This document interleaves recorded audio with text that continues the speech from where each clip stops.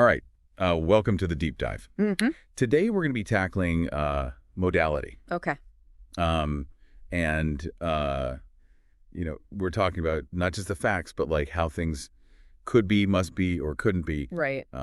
So just as like a simple example, if you're thinking about whether an argument could be valid, even if the premises are false, that's modality in action. Yeah, that's a great example. And you know what's so interesting about this, especially for someone like you with a philosophical mind, is how basic this kind of reasoning with modality is. Really, it's like the foundation of so many arguments that philosophers make, whether we're talking about metaphysics or ethics. Like, when we consider, like, what is identity across possible worlds, or what are the necessary conditions for, moral obligations, we're right there in that territory of modality. Right.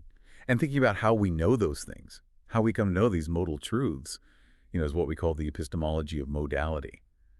And it's a really interesting thing to think about. How do we actually know these things? How are we justified in making claims about what's necessary or possible or contingent or essential or accidental? Yeah, exactly. And, this is a huge question. It's been a driving force in philosophy for a long time. What are the sources of our modal knowledge? How can we be justified in our beliefs about these things? It's like we're trying to understand the very structure of how we think about what's real and what could be real. Right. And, recently there's been a lot of focus on two different questions that try to tackle this bigger question, the access question and navigation question. Right. So let's kind of unpack that a little bit. The access question is, how do we initially grasp those modal truths? Like, how do we come to understand what could be the case? Yeah, it's like that first step. Yeah. What's that initial pathway to understanding these modal propositions? So, like, consider the idea that a square must have four sides. How do we even get to that? That's what the access question is all about. Right. And the navigation question comes in once we have some kind of modal understanding. It's like, okay, how do we move between different kinds of modality? Right.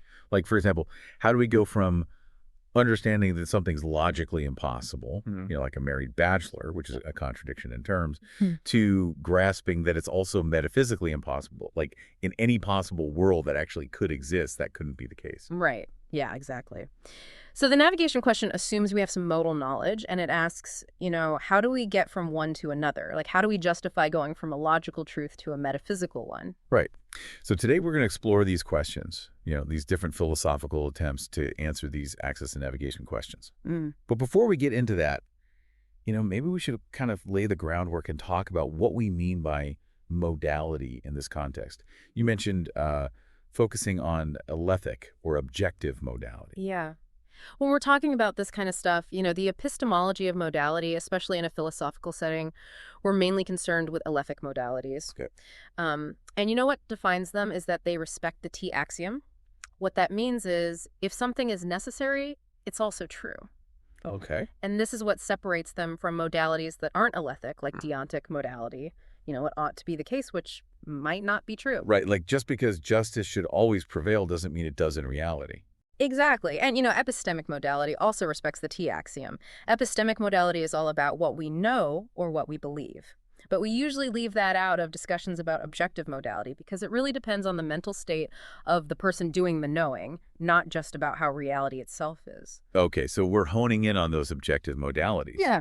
And within the, we have those three main ones: logical modality, physical modality, and metaphysical modality. So let's start with logical modality. That's all about, possibilities and necessities that are grounded in logic itself, right? Logical possibility basically means something doesn't contradict itself. It's consistent with the laws of logic. And logical necessity means that something must be true if those laws of logic are true.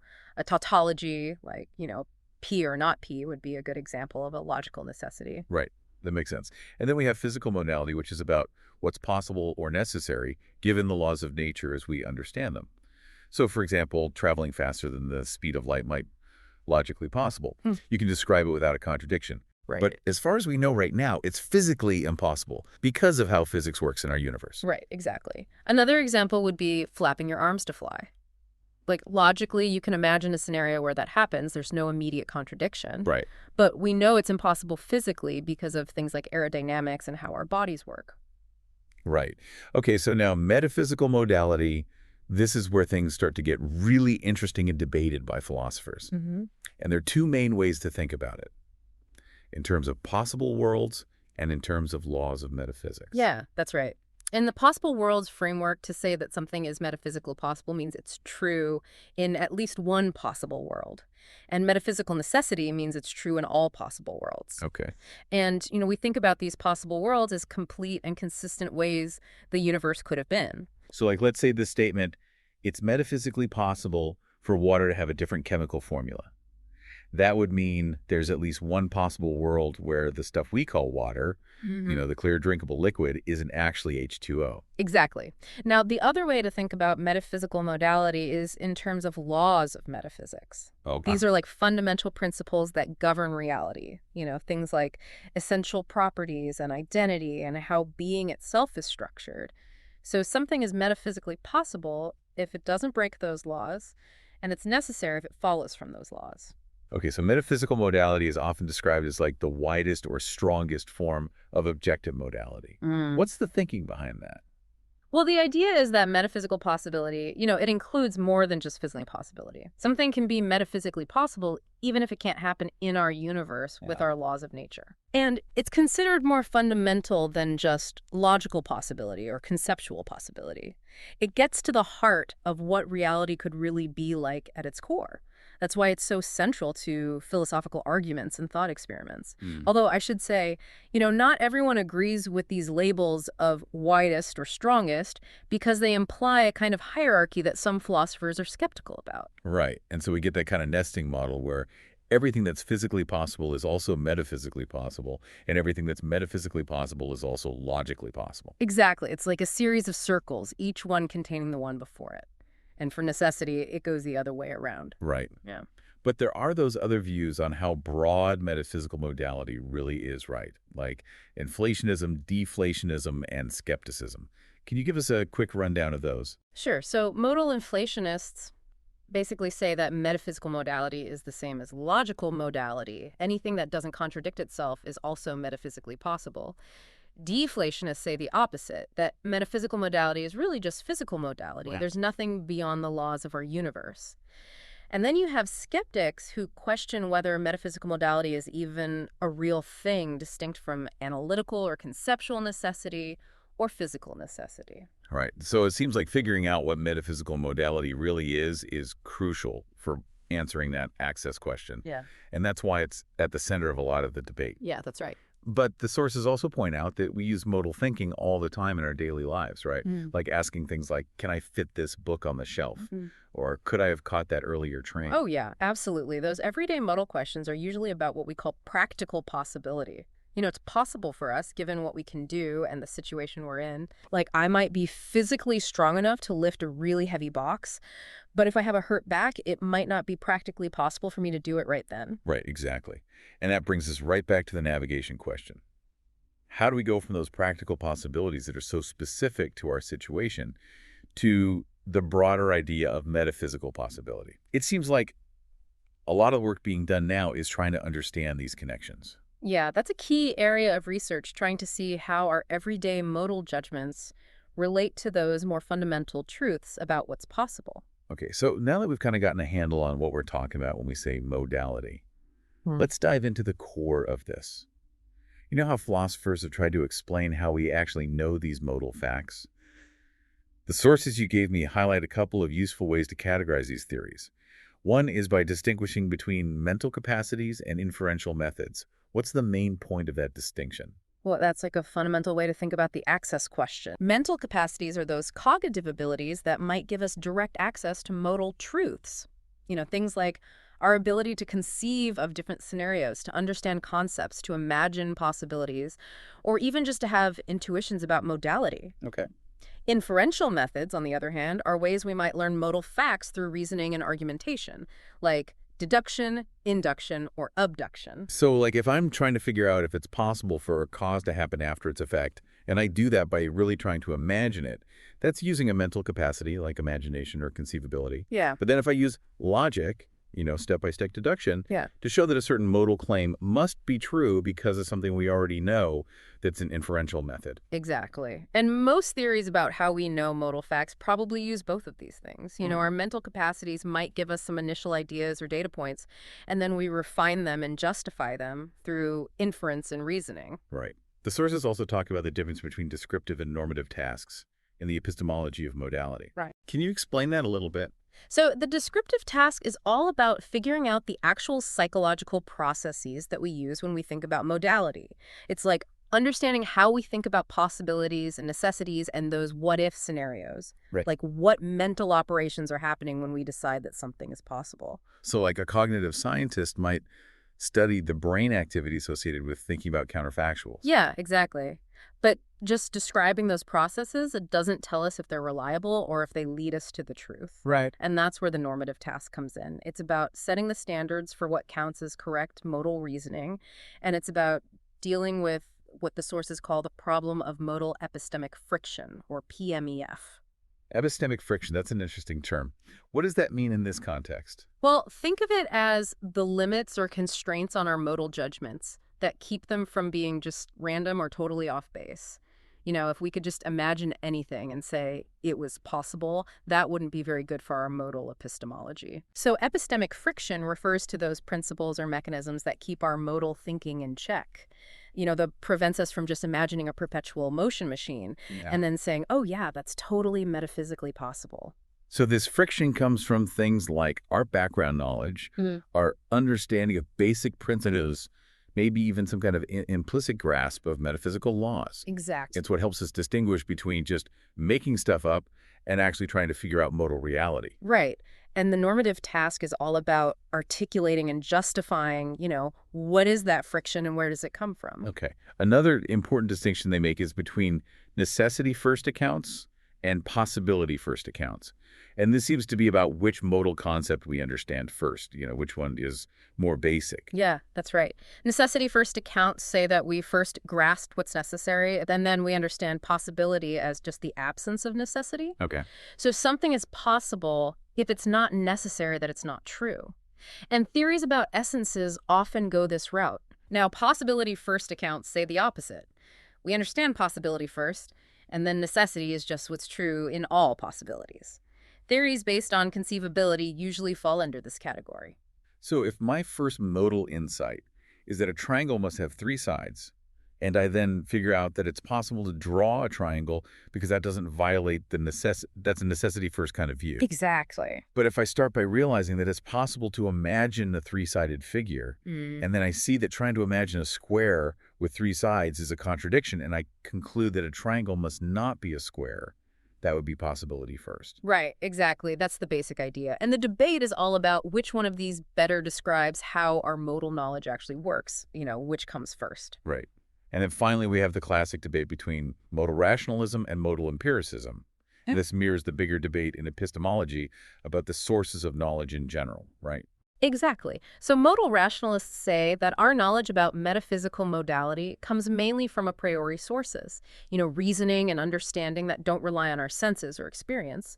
Modal empiricists, on the other hand, emphasize the role of a posteriori methods. Okay. Those that are grounded in empirical observation and experience to gain modal knowledge. But even the strongest modal rationalists have to deal with Kripke's famous examples of a posteriori necessities, Right. like Hess versus phosphorus.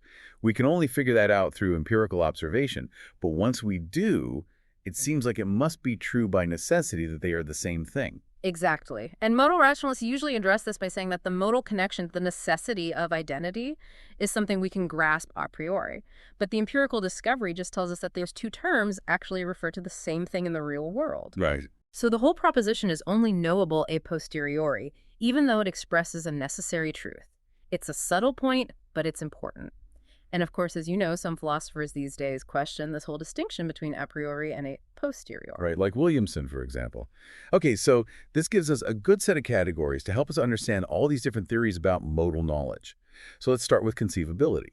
This is the basic idea that if we can imagine something, it must be possible. Right.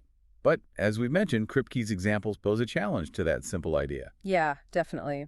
And philosophers like Stephen Yablo and David Chalmers have tried to come up with more nuanced accounts of conceivability to deal with those challenges. Yablow's approach is a bit more cautious. He says that conceivability, and specifically the ability to imagine a scenario that you think verifies a proposition that gives us defeasible evidence for possibility. It creates what he calls an appearance of possibility. So defeasible, meaning that it can be overridden by other information or reasoning. Right? It's like a visual illusion. You might see something a certain way, but if you understand the context, you can correct for that illusion. Right. Yablo compares it to perception. Just because we can experience illusions doesn't mean perception isn't a good source of evidence for our beliefs about the world. Right. It just means that it's not perfect. Similarly, just because we can make mistakes about possibility based on conceivability doesn't mean conceivability is useless. It can still give us an initial reason to think something's possible. Right. Now, Chalmers takes a stronger stance. He's a modal rationalist, and he argues that ideal conceivability actually entails possibility. Right. But he makes a few crucial distinctions, like between prima facie and ideal conceivability, positive and negative conceivability, and primary and secondary conceivability. Right. So how do all those pieces fit together? Well, so Chalmers' idea, which he calls weak modal rationalism, is based on the principle that ideal positive primary conceivability entails primary possibility. Now, prima facie conceivability, that's just our initial gut feeling about whether something seems conceivable. Ideal conceivability, though, is what we would think if we could reflect perfectly rationally, with no limitations or errors in our thinking. Okay, so something might seem conceivable to us at first, but if we really think about it carefully, we might realize it actually involves a contradiction, and it's not really ideally conceivable. Right, exactly. Now, positive conceivability, that involves actually forming a clear mental image of a scenario where the proposition is true. You're actually picturing the details. Negative conceivability, on the other hand, is just the inability to rule something out a priori. It's like saying, well, I don't see why it couldn't be the case. It's a weaker kind of conceivability, and it often comes from just not understanding something well enough. Okay, so like someone who doesn't know anything about the chemical composition of water might negatively conceive of water not being made of hydrogen because they can't immediately see why that would be a contradiction. Right. But for someone who does understand chemistry, it would be much harder, if not impossible, to positively conceive of water not being H2O, to actually imagine a substance that looks and acts like water but isn't H2O. Exactly. Now, we also have this really important distinction between primary and secondary intentions, and this is a key part of how Chalmers responds to Kripke's a posteriori necessities. Okay. It's also a key part of his epistemic two-dimensional semantics.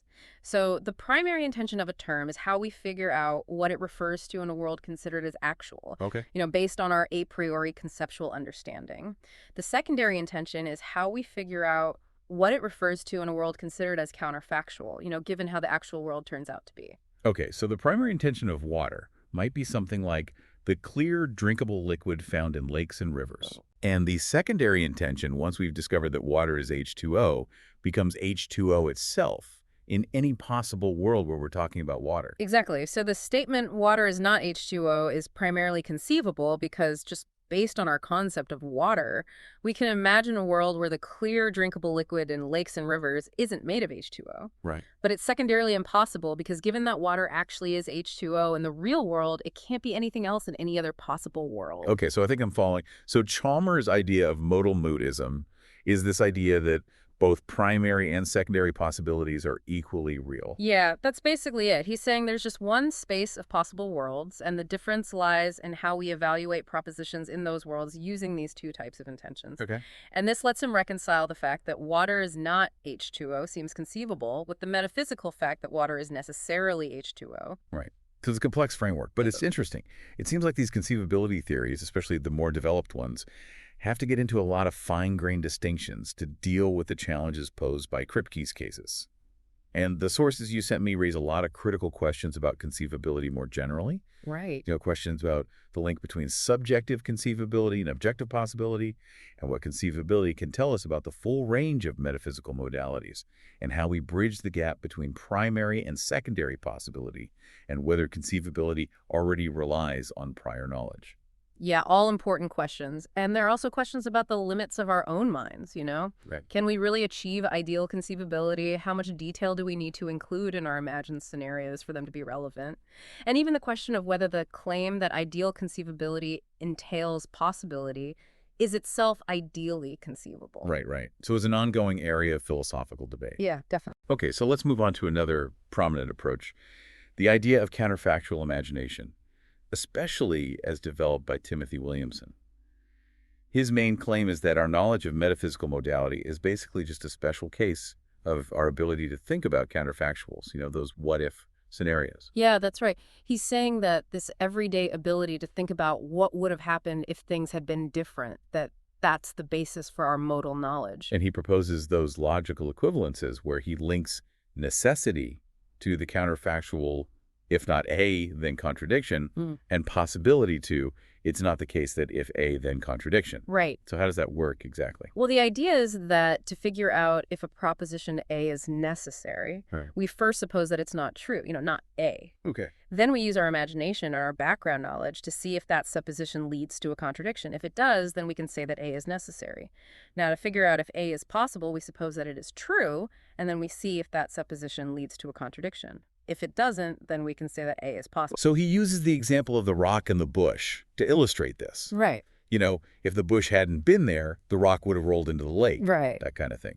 We use our understanding of physics and gravity and the particular situation to figure out what would have happened. And he says we do the same thing for modal judgments. To figure out if it's possible for that specific rock to have ended up somewhere else, we imagine it happening, and we see if it clashes with any necessary truths or our background knowledge. Exactly. And background knowledge is super important here. Things like laws of nature, causal principles, even what it calls constitutive facts or essentialist truths, all of that plays a role in how we reason about counterfactuals. But that brings up Goodman's problem of coatability, right? Right. Like when we're imagining a counterfactual scenario, which of our background beliefs do we keep and which ones do we allow to change? Yeah, that's a big challenge for Williamson's account. What are the rules for choosing the right background information when we're thinking about counterfactuals? If we imagine the bush not being there, do we also have to imagine something else being there to stop the rock? Williamson suggests we use our general understanding of how the world works, but critics say that that's not always a clear or reliable guide. Right. And Williamson describes this kind of modal knowledge as armchair knowledge. Right. It's somewhere between a priori and a posteriori because it's informed by experience, but it doesn't rely on specific observations for each modal judgment. Right. He's saying that our ability to think about counterfactuals, which we develop through our interactions with the world, that allows us to figure out modal truths just by thinking about them. Okay. But just like with conceivability, there are some serious criticisms of Williamson's theory. The problems with those logical equivalences, especially when we're talking about counterfactuals with impossible antecedents, the counterpossibles, those seem like pretty tough issues to resolve. And then there's the epistemic fallacy objection. Even if modal statements are logically equivalent to certain counterfactuals, does that mean we actually learn them in the same way? Right, good point. And there's also the worry about circularity. Does our evaluation of these counterfactuals already depend on us having some modal knowledge about essential properties? And the question about normative constraints is still there. How do we pick the right background beliefs to hold fixed when we're thinking about counterfactuals? Some people say Williamson's theory doesn't fully address the problem of modal epistemic friction. And then there's the scope question. Right. Does counterfactual imagination really give us access to all of metaphysical modality, or is it better suited for dealing with possibilities that are grounded in the laws of nature, causal, nomological possibilities? Right. So it seems like trying to bridge the gap between what's actual and what's possible, whether we do it through conceivability or through imagining counterfactuals, runs into some pretty fundamental philosophical problems. Yeah, definitely. And that's why philosophers have also explored other ways of knowing modal facts, like through intuition and understanding. Right. And these often connect to traditional ideas about a priori knowledge. So intuition is that sense of directly grasping a truth. Like you just see that it has to be the case. Right. And philosophers like Bieler and Humer have argued that modal intuitions are what give us this immediate justification for our modal claims, like that classic example from Bonjour about something not being able to be both completely red and completely green at the same time. Right. That seems like something we just grasp intuitively. Right. And they say that modal intuitions are a special kind of mental state, different from just beliefs. Right. And they give us this direct but possibly fallible insight into how reality has to be structured. Exactly. And Bieler, as you said before, connects the reliability of those intuitions to what he calls determinate understanding. If we really understand the concepts involved, our intuitions about their modal relationships are more likely to be accurate. Like our intuition that nothing can be both a square and a triangle. Right. His view is called modal reliabilism, and it says that our modal intuitions are reliable if our understanding of the relevant concepts is complete and accurate. Okay. And then we have understanding-based accounts like peacocks that focus on our implicit knowledge of basic principles of possibility. Right. These principles are supposed to govern our modal concepts. Exactly. Peacock argues that to understand concepts like possibility and necessity, we have to have a tacit grasp of these underlying principles. You know, things like rules for how to use these concepts correctly and essentialist principles that define what they are. He compares it to how we implicitly know the rules of grammar, which lets us speak and understand language, even though we might not be able to explain those rules consciously. Right. But he makes an important distinction. He's saying that even though we might not be able to explicitly state those principles of possibility, we can still give reasons for our modal judgments. Exactly, reasons that are based on our understanding of the concepts. Right. And this approach is trying to explain how we go from what's inside our minds, our concepts, to knowledge about objective modal proofs. Right. It does that by grounding our modal knowledge in the very nature of our modal concepts. Okay. But these intuition and understanding-based accounts also have some big questions to answer. Yeah, for sure. Like the causal connection problem.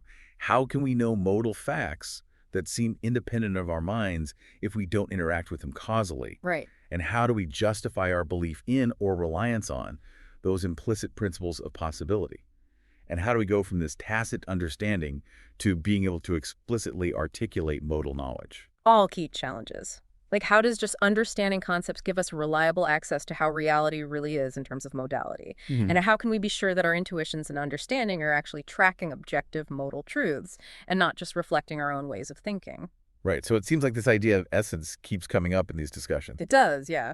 You know, the idea that things have essential properties that they must have, as opposed to accidental properties that they just happen to have. Yeah, and the idea of metaphysical essentialism has become really important in a lot of contemporary theories about modal knowledge. And this builds on debates about the nature of essence in metaphysics. Right. And especially Kit Fine's argument that essence and necessity are distinct things, and that essence is actually more fundamental. Okay. So Finean essentialism basically says that metaphysical necessities are ultimately grounded in truths about the essential properties of things. So the idea is that we gain modal knowledge by first understanding what the essence of something is. Right. But then this leads to two more questions. How do we figure out the essence of something? And how do we go from knowing its essence to knowing what must or could be true about it? Exactly. So philosophers like Lowe argue that we grasp the essence of something just by understanding what that thing is, though he doesn't always explain how that understanding works in detail. Hale, on the other hand, distinguishes between a priori knowledge of essence, which he says comes from understanding the meaning of words, like when the dictionary definition and the real definition match up, and a posteriori knowledge of essence, which we often get through arguments like Kripke's that involve identity and necessity. So for Hale, our understanding of the definition of triangle might give us a priori access to its essential property of having three sides. Right. While discovering the genetic makeup of a particular organism through science, and then applying a modal principle that might give us a posteriori knowledge of an essential property of that organism. Exactly. And both Lowe and Hale see the inference from essence to modality as a deductive one. If it's essential to X, that F, then X is necessarily F. Okay. Kamen takes a different approach. He says that modal facts are grounded in metaphysical laws, which include essentialist truths. And he proposes that we come to know these laws through abduction. Inference to the best explanation. And also through our conceptual competence, which often involves an implicit understanding of real definitions. And he sees essentialist knowledge as playing a key role in providing that epistemic friction that constrains our conceivability and counterfactual reasoning. Right. And then you have Jago, who offers an externalist view of essence. He says that our beliefs about essences count as knowledge if they're reliably connected to the actual essences in the world. And this connection is often mediated by how we conceptualize objects under different kinds. So he's positing a link between essence and necessity that's grounded in our conceptual framework. Okay. Malati says that essences are those core properties that are super explanatory, and we usually learn about them through empirical investigation in science. And then we use the Kripkean bridge principle. If X is essentially F, then X is necessarily F to get to modal knowledge. And Vaidya looks to Husserl's phenomenological method of eidetic variation, where you imagine changing the features of an object to find the ones that stay the same. Those are the essential ones. Right. So there are a lot of different views on how we access and use knowledge of essence to support our beliefs about modality. But this whole essentialist approach faces some tough questions, too. Yeah. Some people are skeptical about whether there even is a real difference between essential and accidental properties. Right. And then there are those deeper metaphysical questions about what essences are. And the transition question, how we reliably go from knowing an essence to knowing a necessity remains a challenge for some of these accounts. And then there are questions about how our linguistic competence connects to knowledge of essences that exist independently of our minds. And finally, there's that potential circularity problem again. Are the essentialist principles we use themselves based on even more essentialist knowledge? Right.